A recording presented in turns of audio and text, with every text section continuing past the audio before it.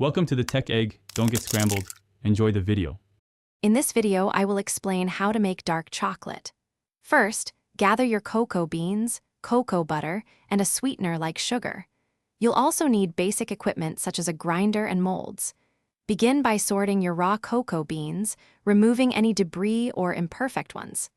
This initial step ensures a clean and high-quality starting material for your delicious homemade chocolate. Next, roast your cocoa beans evenly in an oven at about 250 degrees Fahrenheit for 20 to 30 minutes, until they smell fragrant. After roasting, allow them to cool completely. Then, you'll need to winnow them, which means removing the thin outer shells to get to the cocoa nibs. This can be done by hand or with a simple winnowing machine. Now, it's time to grind your cocoa nibs.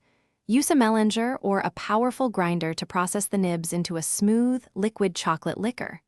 This can take several hours. During this grinding, you'll also concha the chocolate, which refines its texture and develops its flavor. Add your sugar and any extra cocoa butter during this stage to achieve your desired sweetness and richness. Tempering is crucial for that perfect snap and glossy finish. Gently heat your chocolate to about 115 degrees Fahrenheit, then cool it to 82 degrees, and finally rewarm to 88 degrees. This process stabilizes the cocoa butter crystals.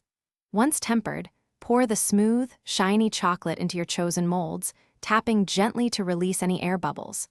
Allow it to set completely at room temperature or in the refrigerator. For more great deals, and the link to those amazing darn tough socks with a lifetime warranty, check out the description below.